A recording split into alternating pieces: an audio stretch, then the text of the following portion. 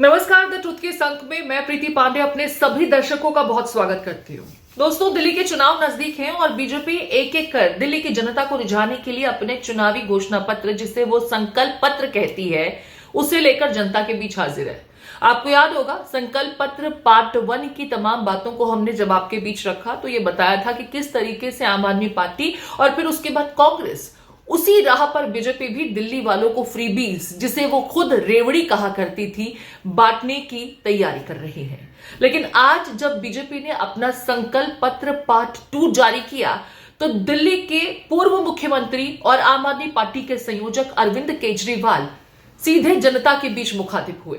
एक press conference कर उन्होंने दिल्ली की जनता को वार्निंग दे दी कि अगर गलती से भी आपने कमल का बटन दबा दिया तो फिर मान लीजिए कि आपके घर का खर्चा 10 से 15 हजार रुपए प्रति महीने बढ़ जाएगा। अब ऐसा क्या बीजेपी के इस संकल्प पत्र पार्ट 2 में था, जिसे लेकर आम आदमी पार्टी के मुखिया अरविंद केजरीवाल ये कहते हुए जनता को समझा रहे हैं, चेता रहे हैं, वार्निंग दे रहे हैं कि अगर कमल पर बटन दबा तो आपका बजट तो गया पानी में। चलिए, पहले बीजेपी के संकल्प पत्र में क्या है वो आपको बताएंगे और फिर किस मैथमेटिक्स के बदौलत अरविंद केजरीवाल आपका बजट यकीनन गड़बड़ा जाएगा, इसको लेकर के दिल्ली की जनता को चेता रहे हैं, समझा बता रहे हैं।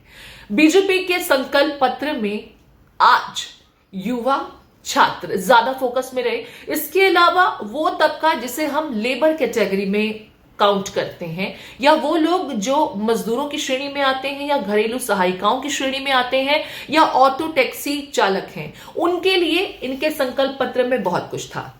मसलन अगर एससी कैटेगरी के छात्रों की बात की जाए तो उनके लिए तो बीजेपी के घोषणा पत्र में बेहद खास बातें कही गई। मसलन उसमें कहा गया कि एससी कैटेगरी से अगर आप हैं तो आपको प्रति माह 1000 रुपए की आर्थिक मदद दी जाएगी। आपको टेक्निकल या कमर्शियल स्टडीज के लिए जाना है तो उसमें भी आपको फाइनेंशियल एड मुहैया कराया जाएगा।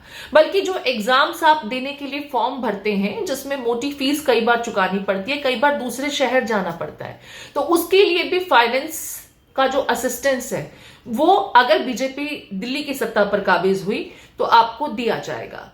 और भी बहुत सी बातें थी, जरा सुन लेते हैं संक्षेप में। अनुराग ठाकुर ने संकल्प पत्र पार्ट 2 जारी करते हुए कौन कौन सी ऐसी खूबियां थी संकल्प पत्र 2 में जो गिनाई और जो आपको जाननी चाहिए।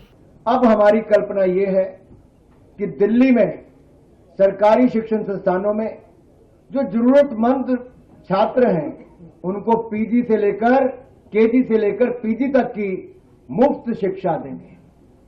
केजी से पीजी तक मुफ्त शिक्षा मिलेगी दिल्ली के जरूरतमंद छात्रों को सरकारी शैक्षिक संस्थानों में।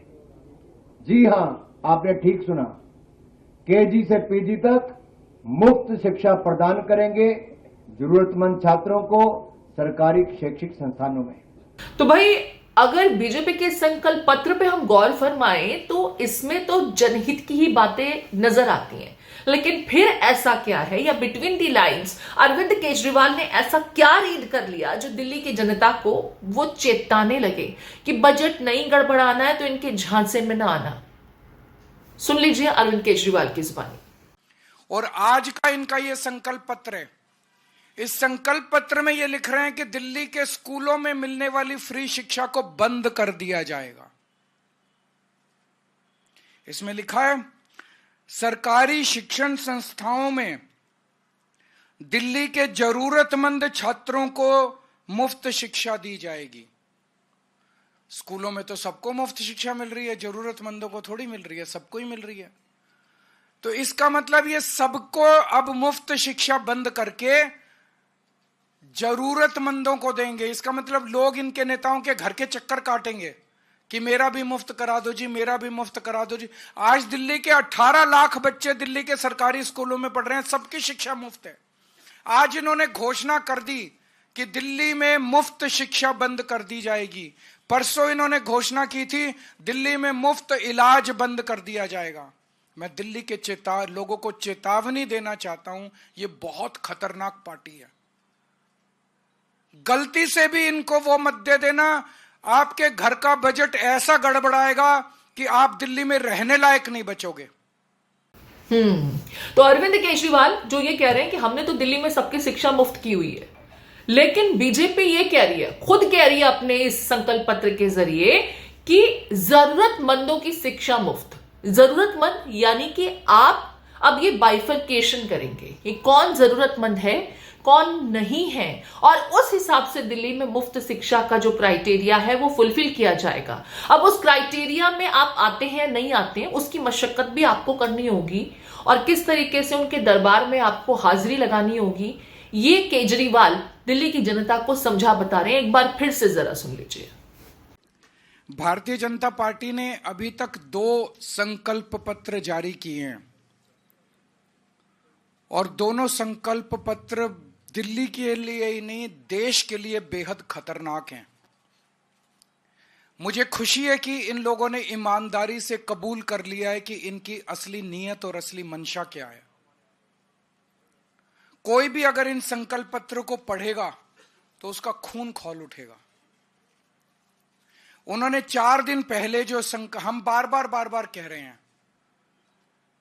कि दिल्ली में हम लोगों ने शिक्षा मुफ्त कर दी, एक गरीब के बच्चे के लिए 18 लाख बच्चों के लिए शानदार शिक्षा का इंतजाम किया। अगर ये लोग आ गए तो मुफ्त शिक्षा बंद कर देंगे। हम लोग बार बार कह रहे हैं कि अगर ये लोग आ गए तो मुफ्त इलाज बंद कर देंगे, अगर ये लोग आ गए तो मुफ्त बिजली बंद कर देंगे। हालांकि बीजेपी के संकल्प पत्र पार्ट 1 को सुनने के बाद, देखने के बाद तो ऐसा लगने लगा था कि आधी आबादी का वोट इस बार हो ना हो बीजेपी के खाते में जाएगा दिल्ली में। लेकिन संकल्प पत्र 2 के शब्दों का चयन जिस तरीके से किया गया है उसी का फायदा उठाते हुए अरविंद केजरीवाल इस पूरे मामले को जनता के बीच ले गए हैं, और अब जनता से कह रहे हैं कि झांसे में ना आना वरना बजट गड़बड़ा जाएगा। एक बच्चे की आज प्राइवेट में इलाज करा, प्राइवेट में पढ़ा लो, 5,000 रुपए महीने का खर्चा एक बच्चे का तो आ जाता है। 2 बच्चे अगर आपके हैं तो 10,000 रुपए महीने का खर्चा आपका बढ़ जाएगा सीधा। आज आपका सरकारी स्कूल में बच्चे 2 पढ़ रहे हैं, अच्छी शानदार शिक्षा मिल रही है, उनको 10,000 रुपए आपको हर महीने तो बच्चों की फीस पे खर्च करना पड़ेगा। मोहल्ला क्लिनिक में जाके आप इलाज कराते हो, एक डॉक्टर की फीस ही कम से कम, प्राइवेट डॉक्टर के पास चले जाओ 600 रुपए 700 रुपए कहीं नहीं रखे। फिर वो 2-4 दवाइयां लिखता है, 2-4 टेस्ट लिखता है। एक डॉक्टर की विजिट सिंपल खांसी जुकाम हो 2,000 रुपए लग जाते हैं। अगर मोहल्ला क्लिनिक और अस्पतालों में फ्री इलाज बंद कर दिया गया, कम से कम 5-7 हजार रुपए तो महीने का आपका ये खर्चा, 15,000 रुपए तो ये खुद मान रहे हैं कि हम बंद कर देंगे, आपके 15,000 रुपए का एक्स्ट्रा खर्चा आएगा। मुझे बेहद खुशी है कि भारतीय जनता पार्टी ने ईमानदारी से कम अपने खतरनाक मंसूबों को दिल्ली की जनता के सामने कबूल किया है। आप इसे किस तरीके से देखते हैं, और आपको क्या लगता है कि वाकई संकल्प पत्र में जिन शब्दों का चयन किया गया है वो हिडन किसी एजेंडा को उजागर कर रहा है जो अरविंद केजरीवाल अभी रीड कर चुके हैं और लोगों को पहले से ही आगाह कर रहे हैं, या केजरीवाल सिर्फ शब्दों की जादूगरी को समझते हुए इस पूरे मामले को भुनाने की कोशिश कर रहे हैं? आपके कमेंट्स का इंतजार रहेगा।